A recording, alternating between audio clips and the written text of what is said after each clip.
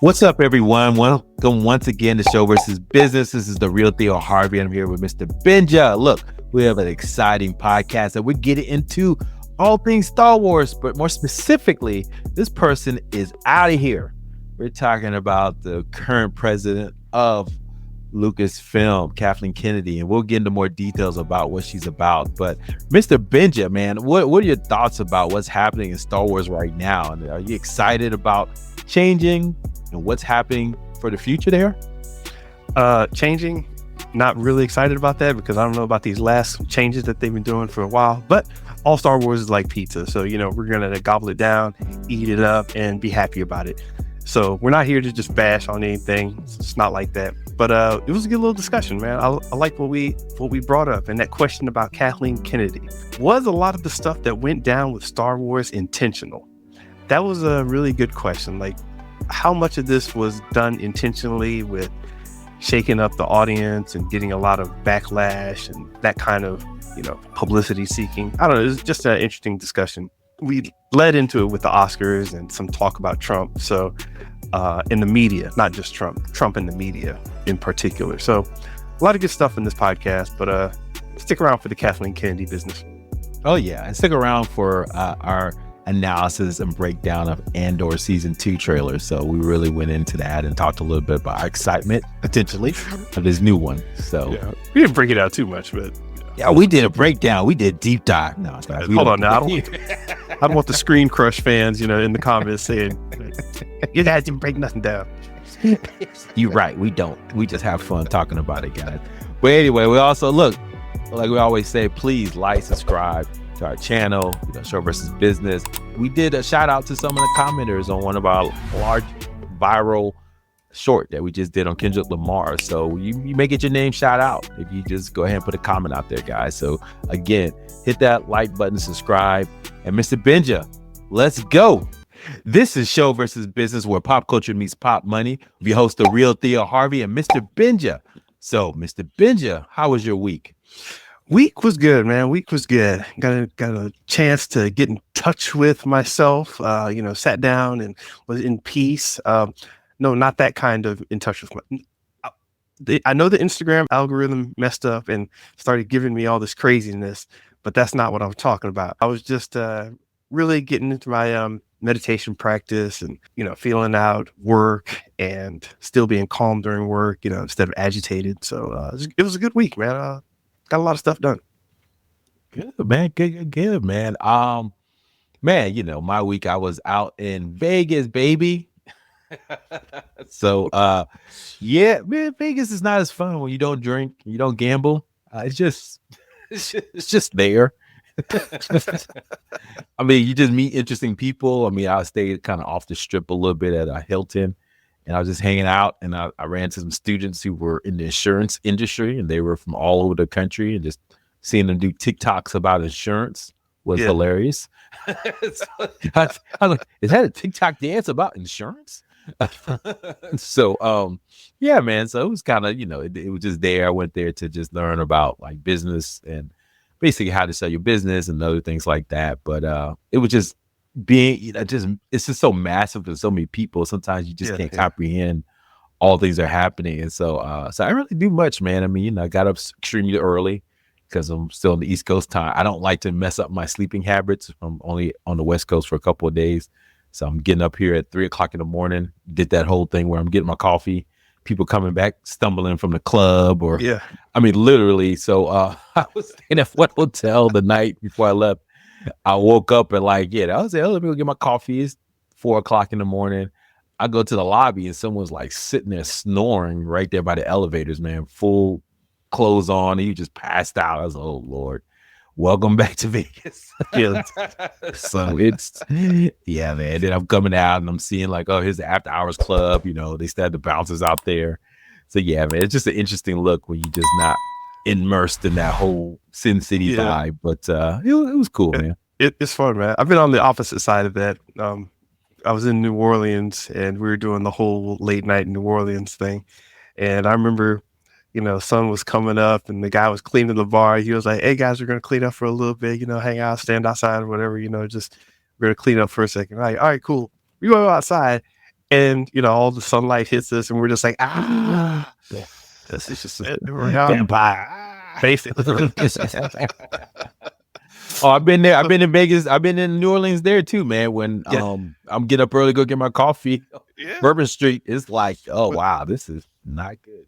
Yeah. So yeah, I was coming out of this place. I forgot where it was, but we started walking. We're walking down. I can't remember where it was exactly, but there were like a couple old ladies walking down the street, in their nice clothes and everything. I can't even remember if it was Saturday or Sunday, but they just seemed nicely dressed and were out to have a good day. And they were like, "Oh, look," they're pointing at us, and we were all just like drunk and laughing and being loud. And we're like, "Oh, good morning, good morning." And they're like, "Hey, gentlemen, watch out! There's a little hole in the cobblestone there. Don't trip." And they were like laughing at us, and we're just like, "Oh, we're okay, we're fine. We're gonna get a cat." They were just so nice, and it's funny. You wouldn't expect these old ladies who are like going out to the flower gardens to have a nice little cup of coffee in cultural downtown New Orleans, and here come us, a bunch of black dudes just like that. And they're old ladies cutting it up with us. It's great. I love it. Yeah. Hey, look, don't get it twisted. I've been on that side too when I'm coming back from the club late at night, a little inebriated, and probably finish at the local diner to kind of soak up some of that remnants of the night before. But yeah, so I've been on both sides. But yeah, it's, like I said, it's just interesting to be on the other side of that. It's just like, okay, this is what it's like just living a regular life in a place that's known for party all the time. Yeah. I love it, man. If y'all got any activities in Vegas or New Orleans or whatever to do when you're not out of it, or you just want to enjoy the city for what it is, let us know. Yeah, low key, I found a hot all you can eat sushi spot. I was like, oh, this is awesome. I was so giddy. I sent it to my wife. I was like, look at this menu. Oh yeah, that was awesome. Yeah, they have a few, they had a retro arcade out there that I checked out at one time. Oh yeah. Fruition and Undefeated clothing shops. I don't know if Fruition is still out there, but yeah. So there's some stuff to do. Yeah, outside the normal, go to club or drinking or whatever. Yeah, there's tons of stuff. I mean, I was even looking at that. There were there's some, like you said, art places to go check out. There's some places in downtown Vegas that always people recommend. So yeah, like I said, I wasn't trying to do the whole, what's it called, the tour scene, but it was just like, hey, is there anything else to do besides? I was even thinking about a show, but I already saw the Sphere when I went there a couple of years ago. We talked about that. Mm-hmm. But it was like, I'm not trying to see another Blue Man. Do I really want to pay that much to go see Michael Jackson? Yeah, I'm good. Let me go watch the Lakers play. If I went to a sports bar and watch the Lakers play. I did. Okay, I didn't do it though, but I should have gambled on the Lakers for the championship. I didn't do it, but that's always what I like to do. Just put a couple of chips on my favorite teams and see what happens. So, but yeah, outside of just doing my normal meditation thing, also bought a gang of pins. I've been buying pins from different stores and online, and finding different brands. Like, oh yeah, Stettler. They usually make these pins and they had this other variety I've never seen before. Okay, let me try it. $8 a pin. All right, well, let me see what happens. And I was doing that because it's not a revelation, but if you are doing something all the time, like a lot, and I write a lot, and I'm like, you know what? Let me see if I can change up my pen. Let me see if I can change up the paper I use. I'm buying different legal pads from different places, and I'm like, you know what? The paper and the way the brightness hits it just works well with this pen. And when you start fine tuning these little things that you do every day, it just changes everything. Like once you find something good, I'm like, oh, screw this. That's why I was looking for my pen a second ago. I was like, I threw all my old pens out, and I'm like, hey, where's my, oh yeah, that's right. I got rid of them because I'm on some new-ish now. Nice. Are they different color pens? Is different style? I mean, is there a certain type of pen you like? You have all these different pens, or Yeah, 0.3 micro Stettler. I think I'm saying that right. I don't even know how to say it. It's an art pen, but I'm actually using it for writing because it's very light in the hand, and it's a felt tip pen. Just flows great. I don't use black. I'm using brown. So the brown / sepia ink just it's not such a contrast on the paper, so I can stare at my page a lot longer while I'm writing and not get that kind of harsh contrast. I love it. I love it, man. Okay. Just little simple things, man. Don't take much. You're a pen guy now. You're a pen guy. It is. Spend like 2 months by trying different pairs of socks from different places, and like, you know what? I found the socks I like. I'm walking everywhere now. It's just, I'm serious. It changes your life. Hey, nothing wrong with that, brother. That's how I look at it. Because I am, yeah, man. You just want simple things, man, in life. And so the next pair of socks. I'm starting to become a sock person. Like I wore purple Laker socks I had on me, so. I flashed that, got the nice little, shirt on, the sports jacket. Yep. And then I flashed the ankle and they showed them purple socks, baby. Everybody went, oh, no. You got some color in them legs, boy. So yeah, I love stuff like that, man. I love it. Good stuff. So you were telling me about one of our shorts. It kind of went wild, huh? Yeah, man. Hey everyone, if you don't know, we got a YouTube channel, So versus Business. So if you don't know, you listen to this on audio, but for those that do watch us on YouTube, we got a lot more followers thanks to one short that just went viral.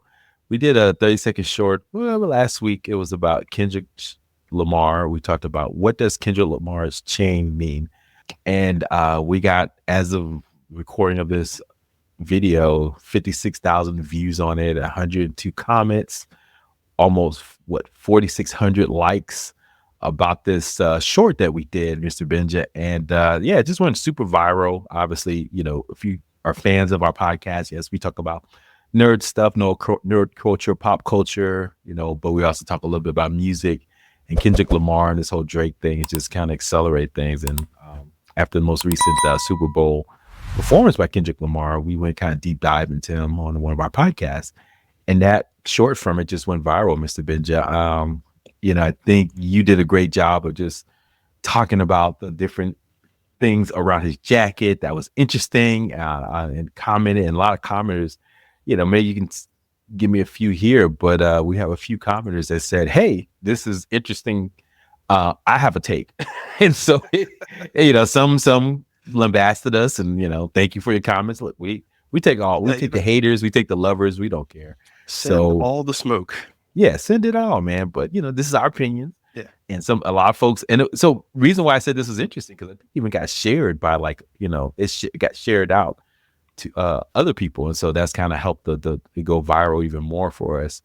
And so I know a lot of people have opinions about Kendrick Lamar and his fashion sense, but yeah, Mr. Benja, what are some of these commenters saying, and what are your, do you have any high level thoughts? And you're the one that kind of brought me, Mr. Ben. If you guys don't know, Mr. Benja is the more fashion forward guy of the partnership here, and so he only black shirts on the podcast, but yes, bathing ape. I mean, come on, you go back, Mr. Benja. Yeah, you break it down for me. So tell me a little bit about what your thoughts were. Some of the commenters, what they're saying, and what your thoughts are. And look, guys, we're not going to lambaste you, but we may give you a shout out. So, if you listen to this, give us a shout out back. Yeah, we're not in the habit of just blasting people. So don't be afraid to comment. We'll let people blast you in the comments, but we won't do it ourselves. Not much. Maybe. A lot of positive comments, and a lot of people in general were still talking about the Wheezy thing, Lil Wayne. They were like, man, it should have been Lil Wayne. Oh man, this is why this was good, man. Lil Wayne would never done something like this. So a lot of people still commenting on that. But the part about him being a fashion icon, that people picked up on that a lot. And I don't know really right now if there are any. I mean, you've got what's his name? Oh gosh, I can't remember his name now. From there are a lot of fashion guys out there, not just Pharrell, not just Ye, but I was trying to think of the guy, not Offset. Is it Offset? No. Who's the one with Cardi B? That's I couldn't tell you. Yeah, exactly. I'm so out of it right now. In case you didn't know, I had a night. Speaking of Las Vegas, anyway, yeah, there's a lot of fashion icons in hip hop, but one of them, Kendrick Lamar, isn't usually thought of as one of them, and it's slowly becoming more of a thing because he's so conscious about like what outfits he wears, how he puts clothes together. So yeah, Keto, the Easy Recipes 106, interesting name. Said fashion icon. You kidding me? It's like, hey, you don't have to be loud and Lady Gaga Met Gala outfit kind of fashion person. Meat outfits. Yeah, I remember that one. Yeah, it's exactly. Meat, literal meat, like yes, protein. yes. Yeah, exactly. You don't have to wear like a protein outfit, but very subtle nods. And instead of just having random chains, a lot of people were talking about the chain that he was wearing. Chief Comanican 83 says he rocking an Amazon chain. That's a very particular A, and it does look a lot like the Amazon A. So I got to call that out. Yeah, that's I wonder how much he thought about that. Like, man, this A looks like the Amazon A. Oh well. Mm-hmm. Well, I think they got to think about it somewhat, but you never know of artists, right? They could have a dual meaning. Yeah, some stuff.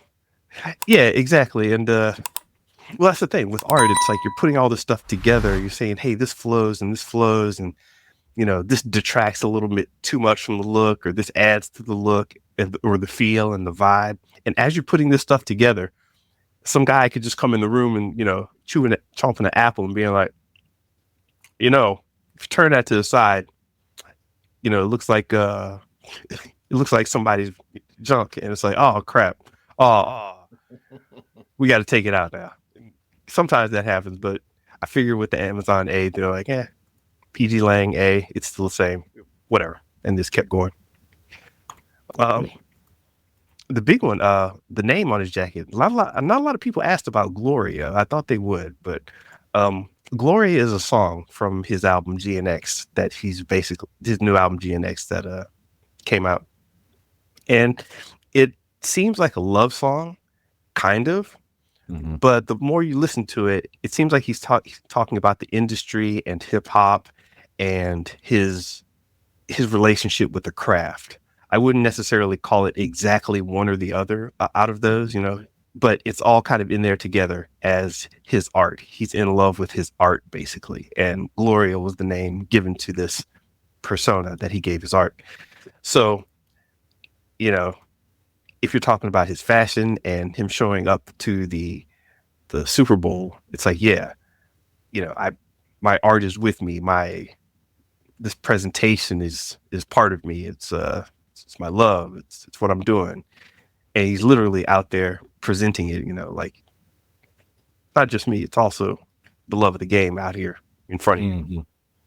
Oh, I love it, man. So look, guys, we'll do this from time to time.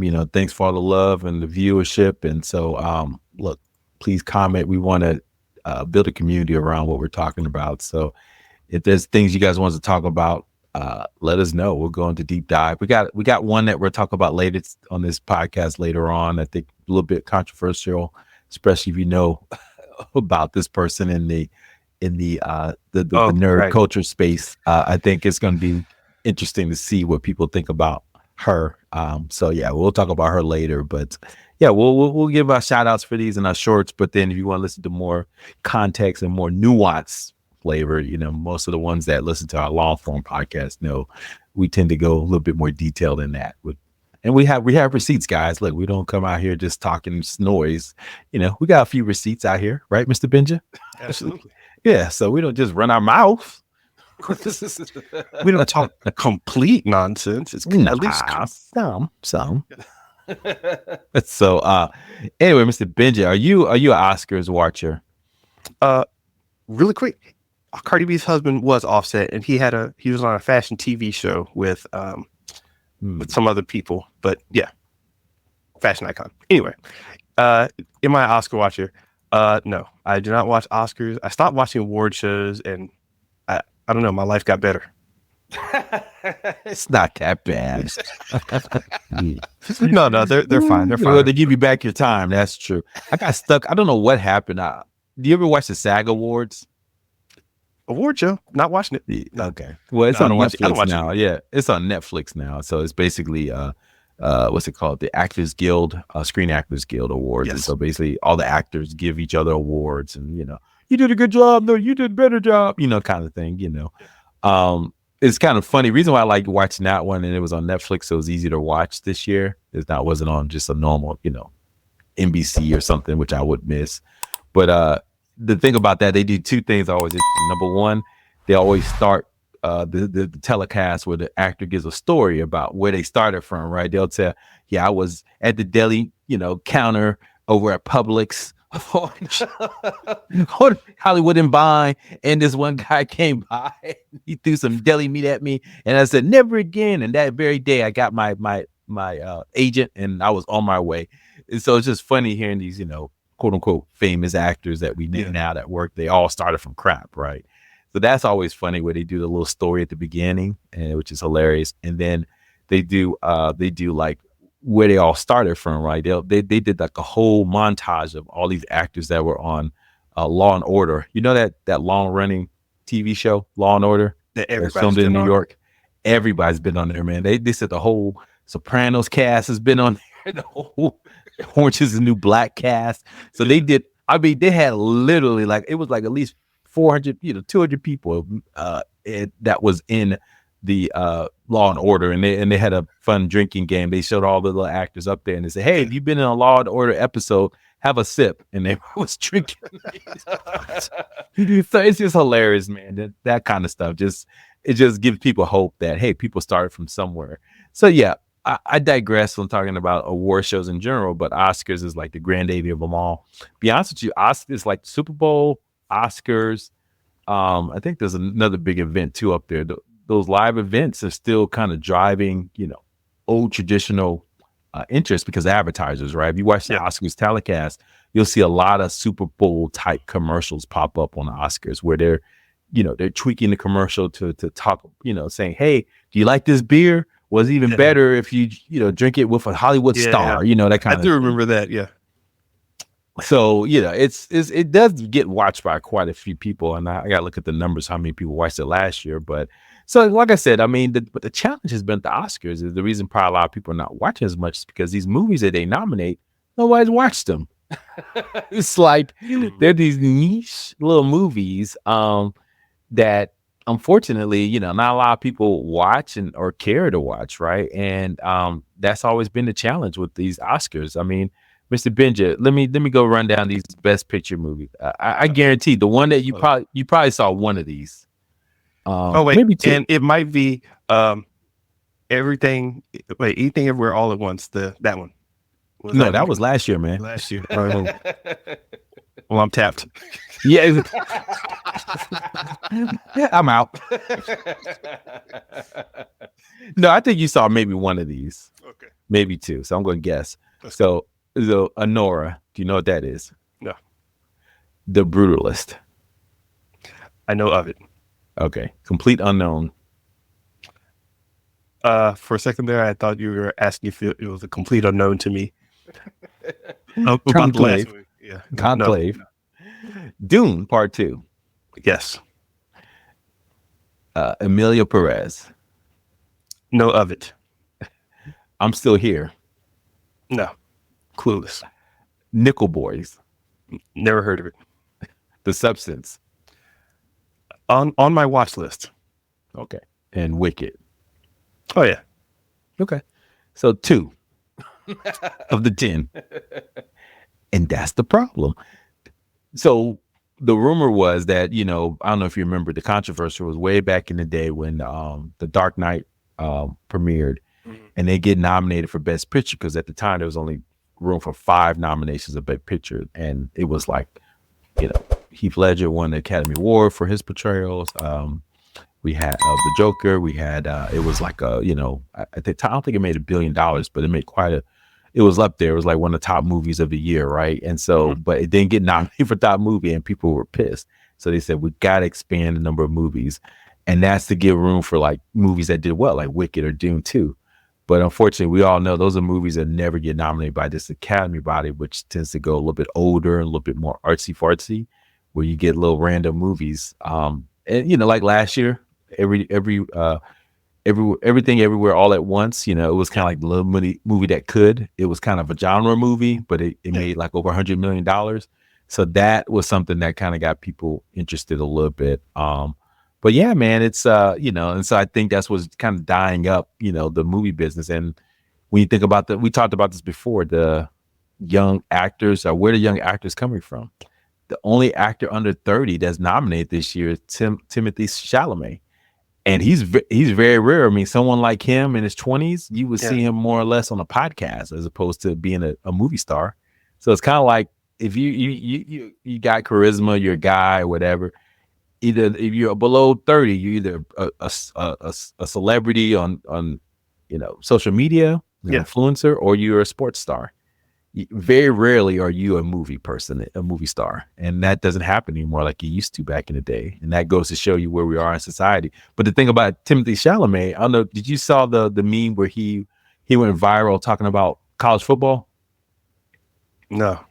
Yeah, so he's this big time Hollywood actor, right? Everybody's like, oh, he's the next Paul Newman or whatever, right? Yeah. He goes on ESPN. College Game Day, and he's just like spouting out like he's like a podcaster on a YouTube channel. Yeah, they got the backfield. He was like hype, man. He was more hype about that than probably anything he's ever been in the movie, and it was hilarious. It was like that's his age group. That's what his age group is doing. We'll listen to watching ESPN Game Day, gambling on sports. We talk about this. They're not watching his movies, and so but he knows that, so he can kind of pivot and go in these different areas to kind of talk about stuff. Yeah. So I'd say all I have to say is like, I still watch the Oscars, I'm a fan of them, but, I can see why a lot of folks don't watch them. It just seems like these movies are things that people don't care about anymore. Yeah. The MTV Awards went on hiatus for 2024 and because I always hear a little bit of something from them and I was like, hey, what's going on with that? And I found out they're on hiatus in 2024 so they can reimagine it for 2025. So I don't know what they're going to try to do, but that they could be thinking what you're thinking, got to do something different. Mm-hmm. Yeah, I think so, man. It was, you got to, reimagine things and kind of come, through what happens. So I'm looking at The Dark Knight. It made $500 million in the US and then $1 billion worldwide in 2008. So you got this year, you only got two movies that made, I think Wicked made $1 billion and then Dune 2 made $1 billion. And that's it. Everything else, some of these other movies, they barely, they went to Netflix, a lot of them. Looking at you, Amelia Perez. But some of them, you'd be lucky they made $10 million, right? In the box office. So who's watching that? So, it's weird out there. And I think a lot of it's just a media transition, we've been talking about TikTok and podcasts, more than we talk about what ABC is doing or what Universal is doing as a movie studio. So it's interesting. I mean, and then also everything. So there's not a monoculture anymore. There's nobody watching a thing. I mean, if it maybe sports, I think everybody's kind of watched. There's certain things that people are watching or sports, but it's hard to find. We talked about Paradise, that movie, that TV show last week. I was surprised my wife started watching it. I'm like, oh, you're watching it? I watch these these TV shows. I'm assuming I'm the only one. The whole world's watching them. I'm like, oh yeah, this is good. And I'll say to some folks, but I don't. You just don't know. And all of a sudden, now it's becoming a thing now. So my wife is watching this. Okay, we can talk about it. But I make no assumptions on any TV shows anymore that anybody's watching it. You make a good point about you just brought up the point about timing also, where we used to have these, not only were there limited numbers of channels, outlets, there are also a limited number of times when you would get excited about this stuff. Yeah. Like if there was a new, 25th anniversary of Star Wars or whatever, then everybody would get up and get all excited and go watch it again, go rent the movie again, go see go to the theaters again.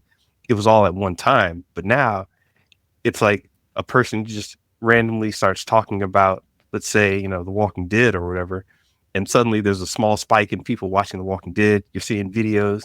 Let's analyze The Walking Dead on YouTube, and it's like, where did this come from? Why is everybody doing this again? So yeah, it's very bizarre. Yeah. Animated movie Flow. I don't know if you saw that. That's probably on the top line to win. But I saw Inside Out 2, which was $1 billion Pixar. That's probably not going to win. And The Raw Robot, really good. That was a good one. So, those are kind of some of the anime features, get a little shout out here and there. But I'm looking at this. What they're going to do to kind of make the telecast, the TV show, more interesting. They got Colin O'Brien doing the monologue. He could, he's of an age where we remember him being funny. Yeah. So I don't know if this next generation, one of the original writers for what's that show? The Simpsons. He had his own show for a while, but sure, that's going to bring the people in. Colin O'Brien, right? You said Colin. Oh, Colin. Conan. I said Colin. Well, see, there you go. Conan. He's that much. Yeah. Yes.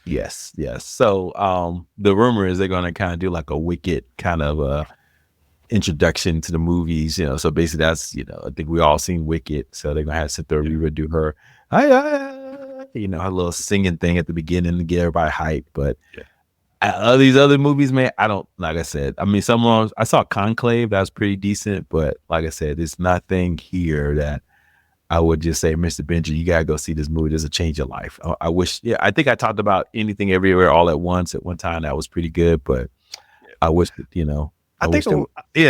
we only watched, I only got into that because I was all up in the multiverse at the time. Yep. Yeah. Well, on The Substance, I would definitely highly recommend it. We talked about this on the pod, to go check it out. And because it's definitely body horror. You like that kind of stuff, that would open your mind up a little bit. But Mr. Benji, we look to move on from this topic. Who else was nominated on this for the Oscars this year? No. Sebastian Stan for a little movie called The Apprentice. And do you know who he played in The Apprentice? No.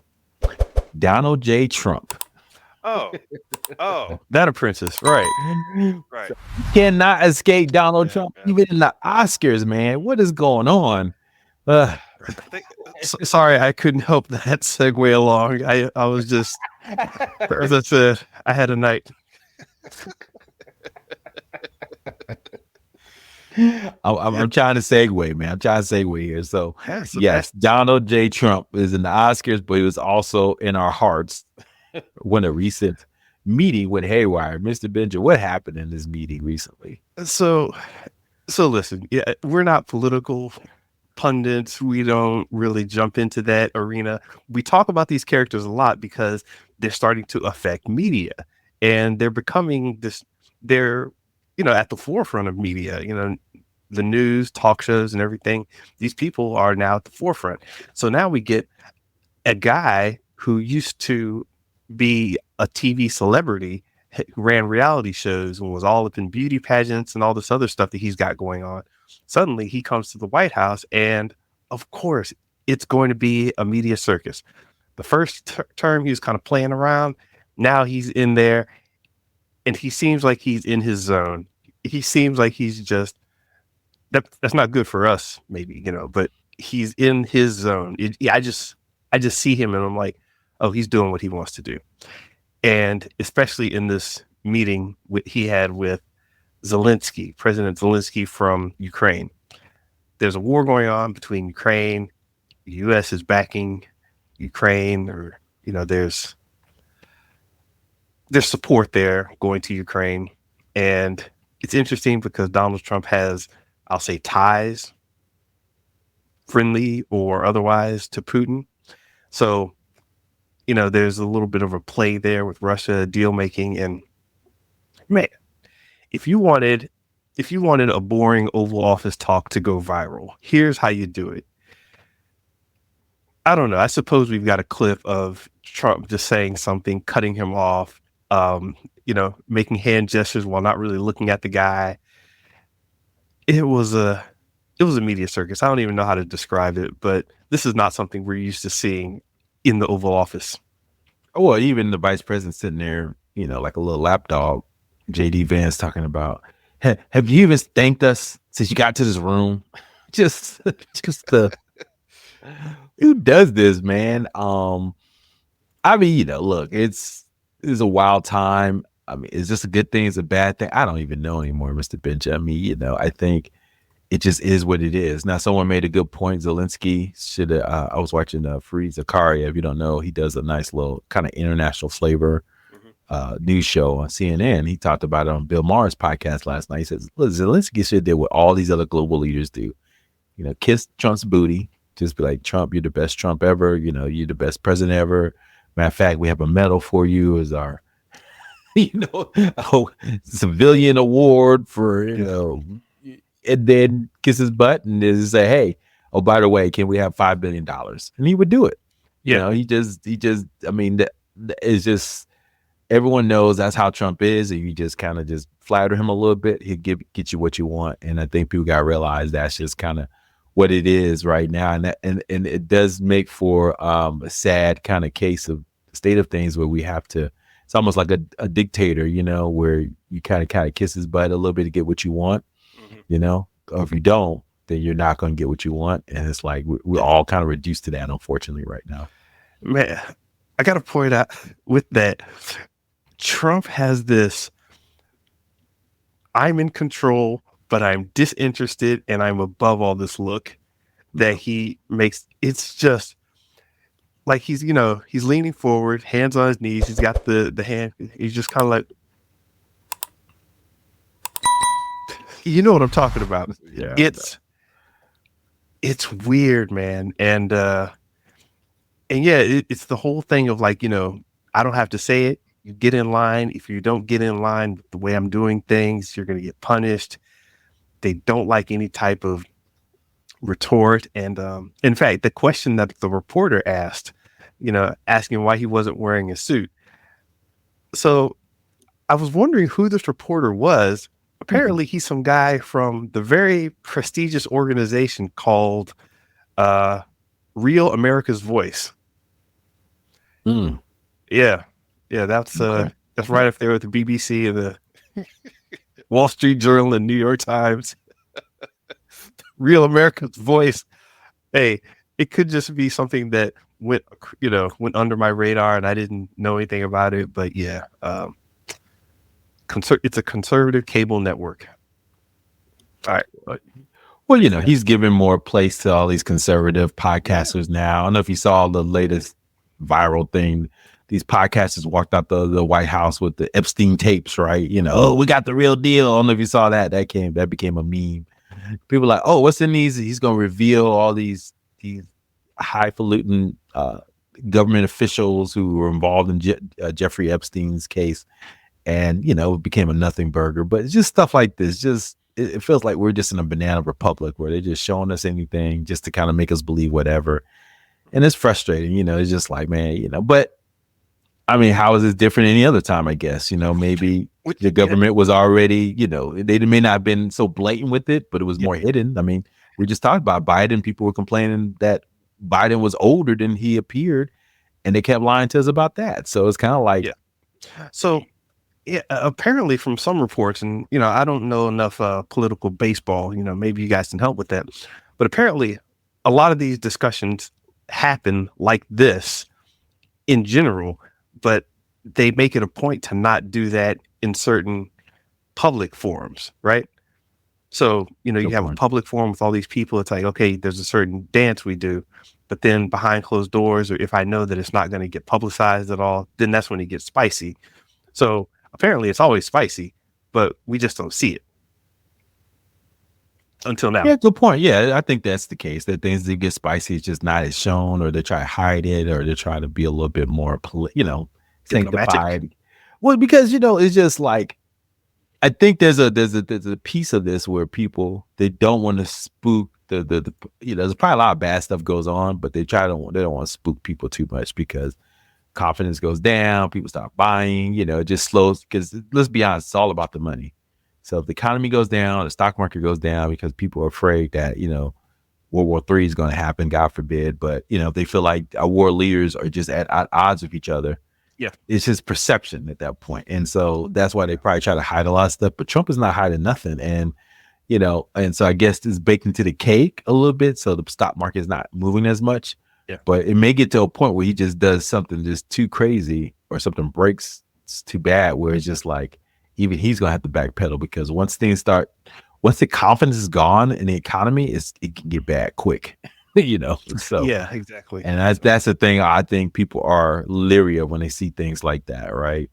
Yeah. So anyway, more to come on that. I mean, I don't know if we want to go deep into Trump world. No. Real quick though, I just wanted to say that not wearing a suit, that's not unprecedented during wartime. Like a lot of times when presidents, I shouldn't say a lot of times, there are times when wartime presidents will decide to not wear a suit when they're doing press and everything. They're like, hey, listen, I'm not going to dress up and be all highfalutin when I'm at war. So Winston Churchill most famously did that as well. Good point. I love it. Mr. Benja, man. Who else is out here making people upset, Mr. Benja? All right, let's just jump straight to the cut. We had other stories we were going to talk about with Disney and YouTube and Amazon, but who's getting some talk right now? Kathleen Kennedy. The news is out that she might be plotting her retirement, and I'm sure there are a lot of videos out there already cheering. Well, let's talk about who's Kathleen Kennedy. Let's talk. Oh, right. Of course. I forgot. Kathleen Kennedy, what's her actual title now? President, Lucasfilm. Yeah. She was a producer, basically the head producer of all the things going on at Lucasfilm, which covered, Star Wars and Indiana Jones and all that business. But now she's president and basically running things. George Lucas stepped out to do whatever he was doing, and then Kathleen Kennedy stayed on during the Disney transition. So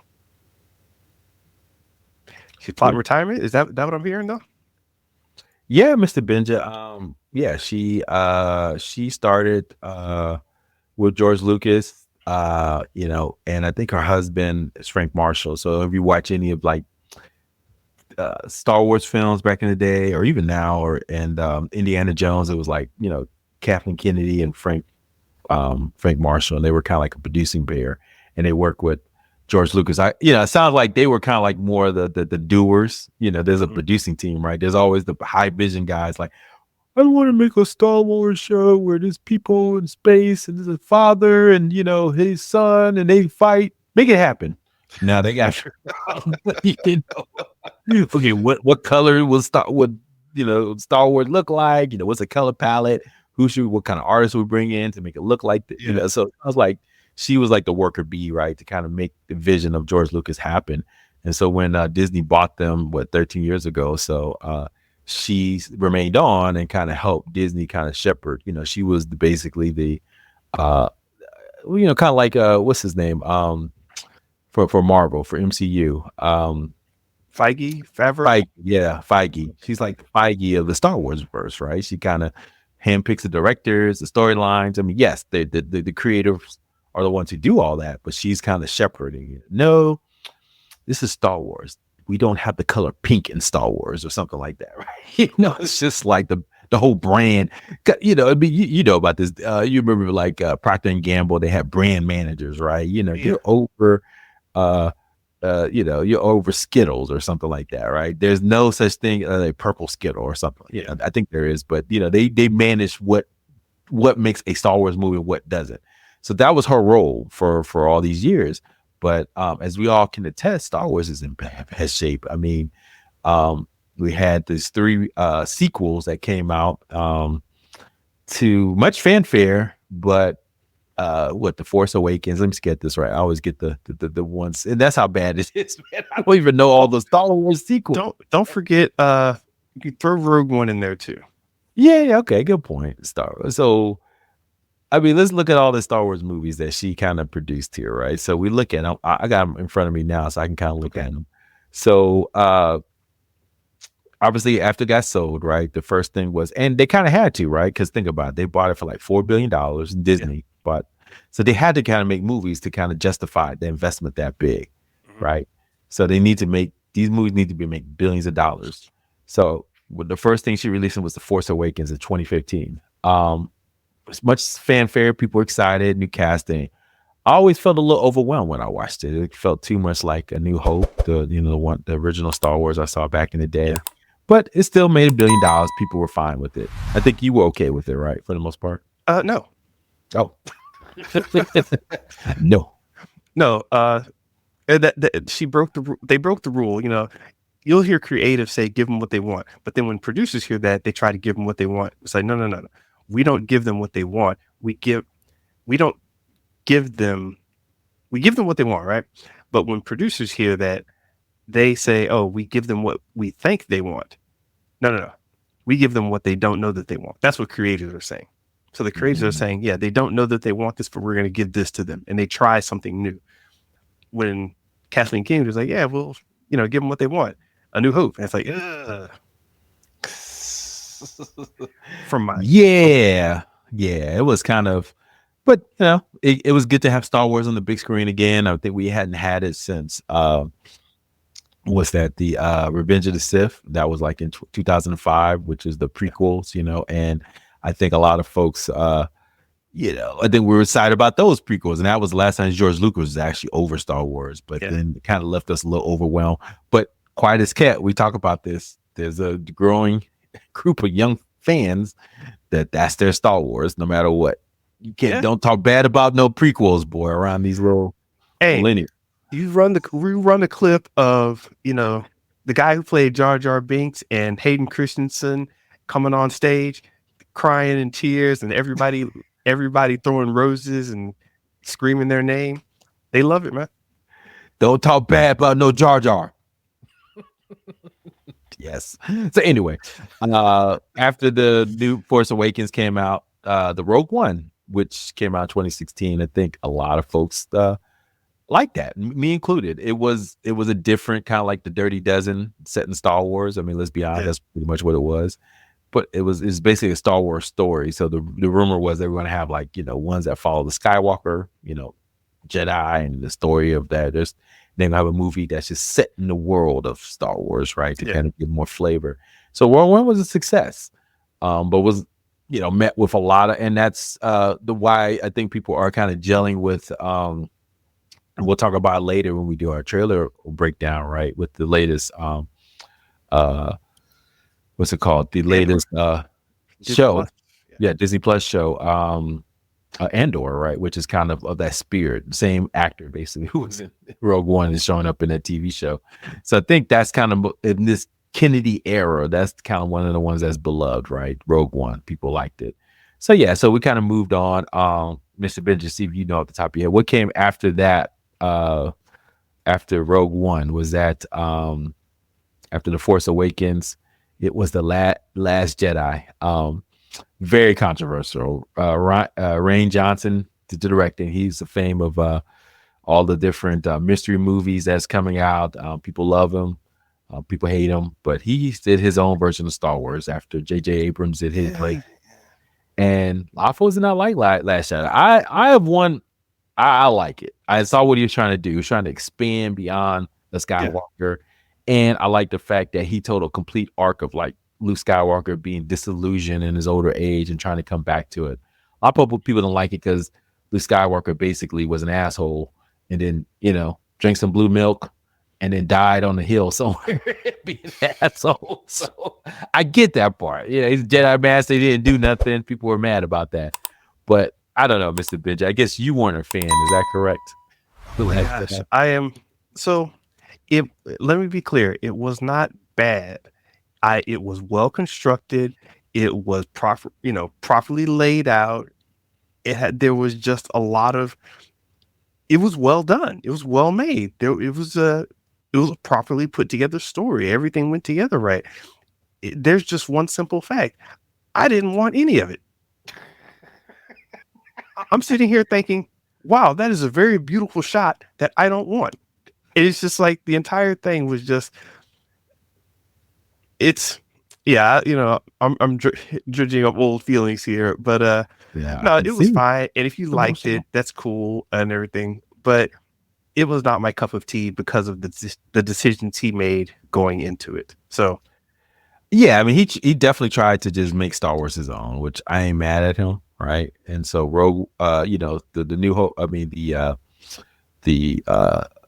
what's it called? The first one came out. People were excited about it. The Force Awakens, hewed to the same storyline. But yeah, the Last Jedi was. I mean, they introduced new Force powers, right? Basically, a telephone call, a, in, a telehealth visit where you're using the Force to talk to people, right, with their shirt off. right. And I think a lot of people like, oh, what's this? We You can know, do that with the Force. you can, there are lots of things you could do. And see, that's the thing. It actually fits in with the story. It's just the way it was presented. It was almost presented to me as oh, you didn't know you could do this? And it's like, surprise. And it's like, why you surprise me, dog? Just set up the story and then do it. I don't know. Yeah. I mean, there's some things in there like Leia was blown into space, and then she used the. I didn't even know she used the Force at first. It wasn't set up right. I think that remember when she used the Force to kind of brought herself Yeah. back into the. I was like, why is she flying? I didn't understand that for a second. So I'm like, Cause she Mary Poppins, y'all.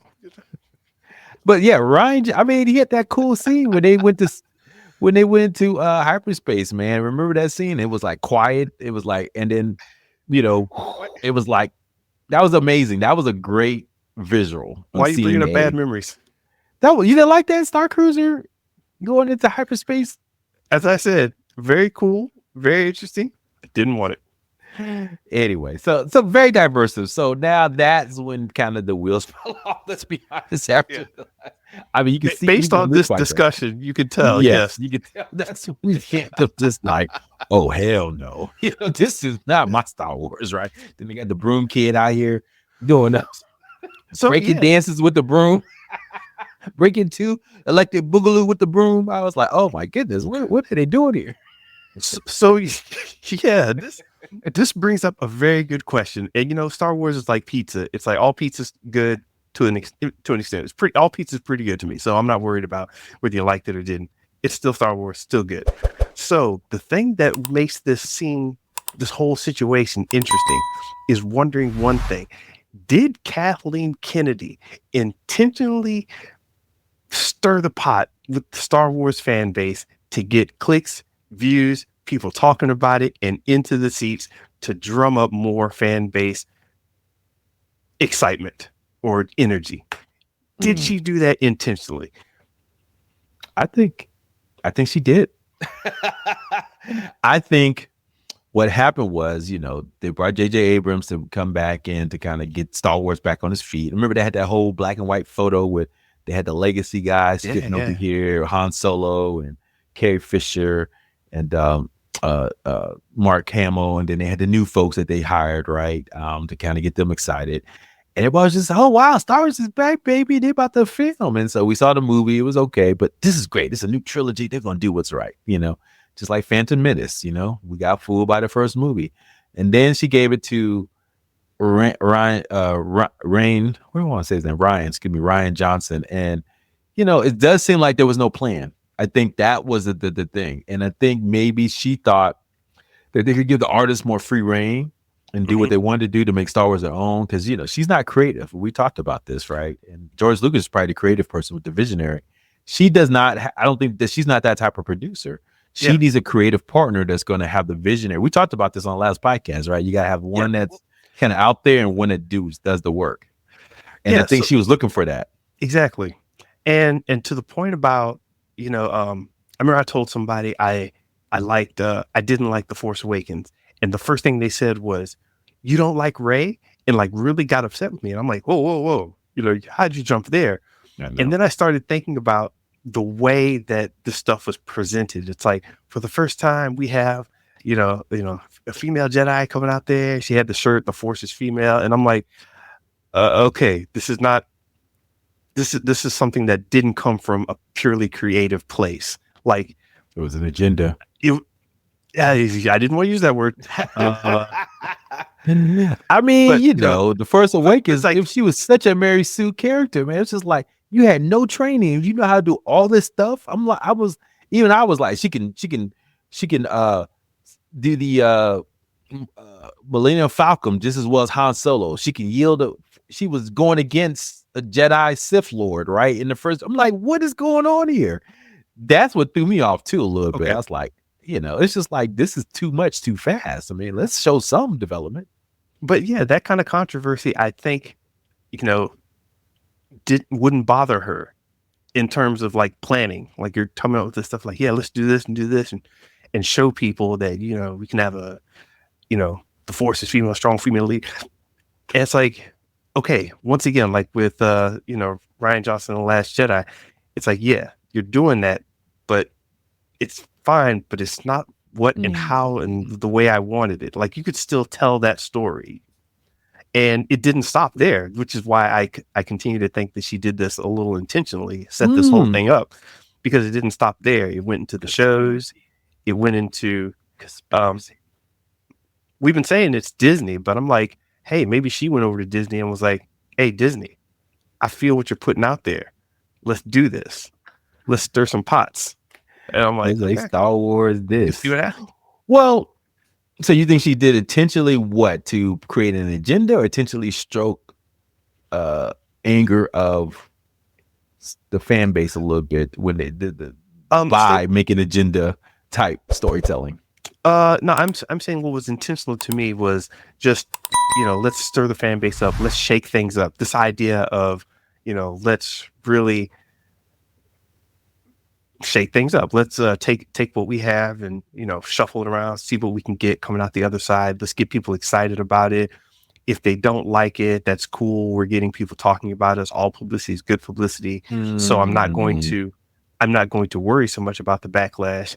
And then when there's a lot of backlash, it's like, well, I didn't expect all that. I know. Classic corporate motto, right? You take a risk and then the risk didn't pan out. Well, nah, I didn't mean to do that. That was Rian Johnson. No, we're gonna go back to what word before. Let's get J.J. Abrams back, right? So it's like once The Last Skywalker was not received well. You know, I think then, you know, she kind of backtracked and went back, you know, forward. And then I think it was that, and also the whole what was it? The whole issue with Solo came out right after that too, right? Another Star Wars story that didn't get received with the casting of the guy who played Han Solo. People didn't like that. It was a whole thing, man. So after The Last Jedi, it just seemed like, you know, and then no, that's not the least of all, the sad case of Star Wars, the Rise of Skywalker, where they brought back JJ and basically they kind of spackled together some story. So if you watch all three of those movies, these sequels, there's no cohesiveness in it. You could tell it was just kind of slapdish together. And that's spackled together. It was. I mean, you know, the stories are disjointed. They basically did something different in the second one, which is fine. They killed the main guy, Smoke, that they introduced in The Force Awakens. You thought that was going to be the big bad. And so Kathleen Kennedy was like, sure, go ahead, Ryan, do that. No, wait a minute. So there's this big bad that you introduced. So you're not going to bring that big bad back in the second? You're just going to kill him? That's your controversial? That's your Luke, I'm your father moment in this trilogy? Get the F out of here, man. Come on with something better. And so it's like that. I think that was going to be their kind of controversial thing to kind of get people to come back. But there's no antagonist anymore. And so they had to kind of make up in one movie, The Rise of Skywalker, that Palpatine some kind of way came back, and that Rey is, you know, his daughter and all this other crap. And it's like they were doing all that. And so I can't even remember what the story's about. You know what's funny though? I give people a wide berth on what they like about Star Wars and what they don't. And you may say this is mad sour taste, but of the final three, The Rise of Skywalker was the best.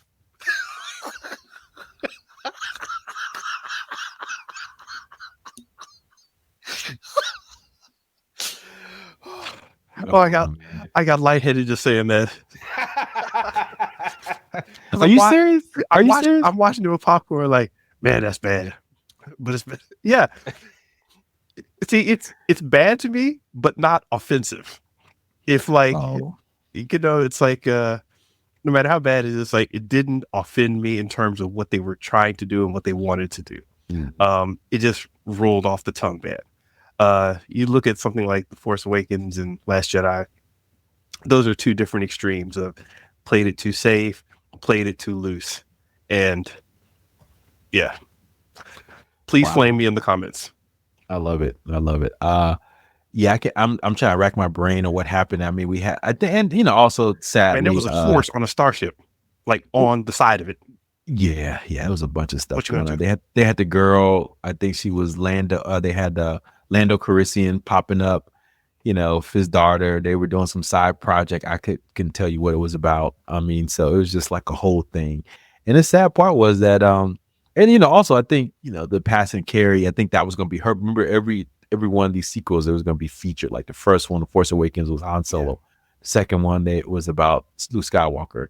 And quote unquote, they all died. It's each individual story. Yeah. Right? Han Solo died, then Luke Skywalker, and then they had Carrie Fisher, right? But she passed away in real life, tragically, before they could film The Rise of Skywalker. So yeah, it just seems like we just slapdish. There was no story, and then the only success, and we're just gonna wrap this up, that she started to have was in Disney Plus when The Mandalorian, for whatever reason, with Jon Favreau and David Filoni, who's, let's be honest, is probably the creative driving force at Star Wars right now, came up with this kind of like between what The Empire Strikes Back and the Return of the Jedi kind of look at, a Mandalorian, someone that's, in the Boba Fett line, going out here doing what he does, crime, what's it called, a bounty hunter, right? Work. Yeah. And that kind of popped, that saved Disney Plus, that put it on the map. And so this is what she's been writing for the last 4 or 5 years, and so much so that they're going to create a movie around it, right? But other than that, there's been so many misses with Star Wars on TV. The less we say about Shoka, which has some promise, but or the less we say about the Acolyte, which definitely put down flames. Doesn't seem like Kathleen Kennedy's had a great run here. Real quick, if you really wanted to do something, big and out of the box, you could say, you know what? For this next generation coming up, let's say Star Wars isn't about Jedi. Let's say it's about smugglers and bounty hunters.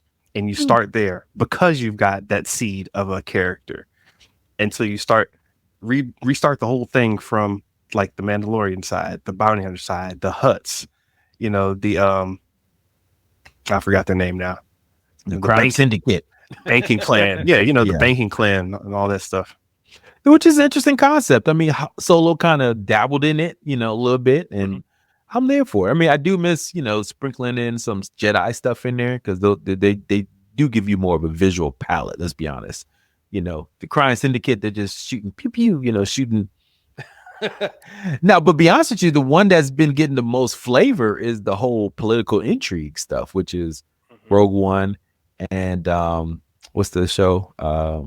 Andor. Those are pretty interesting. Those are becoming they're kind of like the spackle. Okay, this is how Star Wars really works, right? You want to know how trade works, how currency works, how politics work in Star Wars? Go watch Andor and Rogue One, and those are becoming better quality shows and movies, because I think there's more there, right? It's not just about fantasy. Yes, you got crime. Yes, you got. So it does seem like there's these 3 camps now of Star Wars. There's probably some more, but it's like the Jedi stuff, which hasn't been successful. Let's be honest. Since Luke Skywalker, maybe you should just go back to one Jedi again, because this ain't working. All these Jedis out here. Then you got, and they get some weird stuff thanks to Dave Filoni, right? With the Great Jedi and the time travel and the Force Whales. It's just like this. I mean, I know I get it, but it's a lot. Yeah.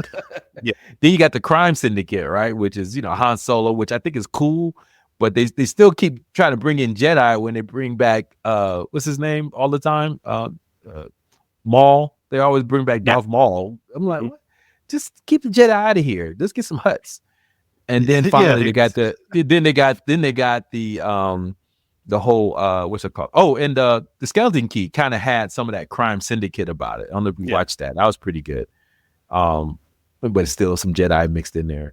And then finally, you got the whole intrigue, the political stuff, right? Which I think people are gelling with the whole rebel and what it means to be a rebel and all that. Which I think in this political climate might make more sense to kind of have Star Wars around that, because there's a sense that, there's a resistance. There's something we have to resist against. Yeah. So does that make sense? These three kind of modes of Star Wars, or am I missing an angle here?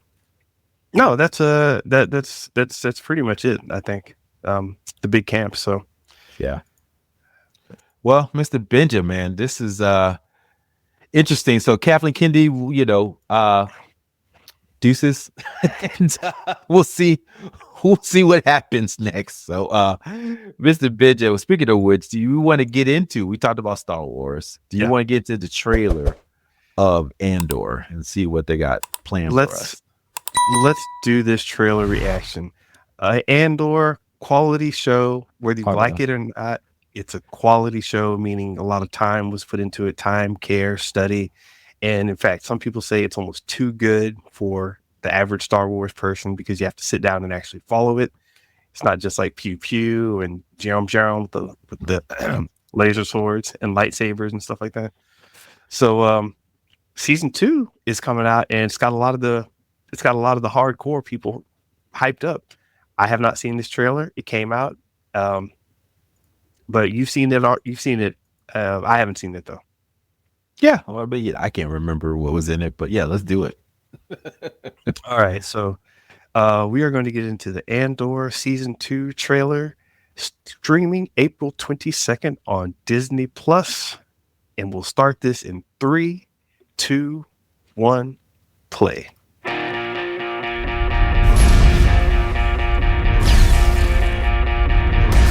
We're no more. You want to fight? Or you want to win?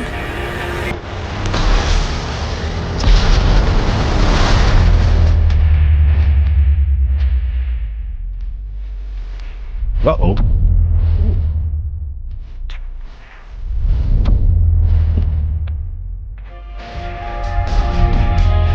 The real starts now. Don't look at explosions. What a swell party this is.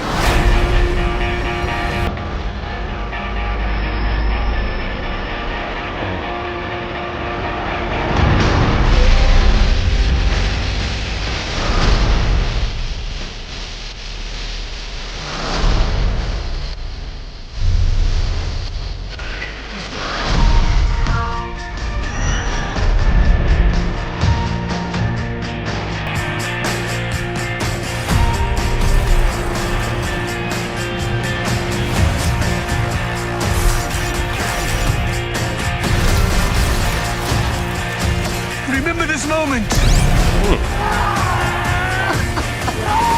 You're here, you're right here, and you're ready to fight. Yes.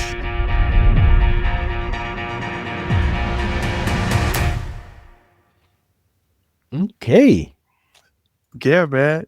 Anytime you get Saw Gerrera in your face, yelling at you, you know it's serious.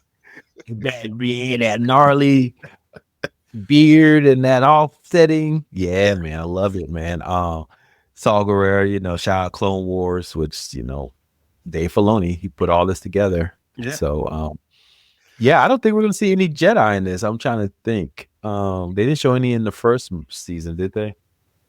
Were there any Jedi in Andor? No, I don't think there was any Jedi action. We got a little Sith action with the guy in his ship. He had the Kyber crystal energy coming out of the ship. Gotcha. And then we saw what he was building in the first season in the Death Star, right? Which is not really they were in that prison. Remember, they were building a panel for the Death Star. In Rogue One, they kind of had like a Jedi adjacent, the blind monk, he was Jedi adjacent. Was it Force sensitive, I guess you would call it. But yeah, man, I'm excited for it. I think people, some people consider it a little bit boring show, but I think of all the Star Wars, it gives you the most interesting take on, what does it mean to be a rebel and fight against something you believe in. And then you saw, what's her name? Moff. Mothra was the leader of the revolution. Mon Mothma. Mon Mothra. Yeah. So, she's over here in Lily Fair, right? Dancing. I don't know what that's about. Yeah.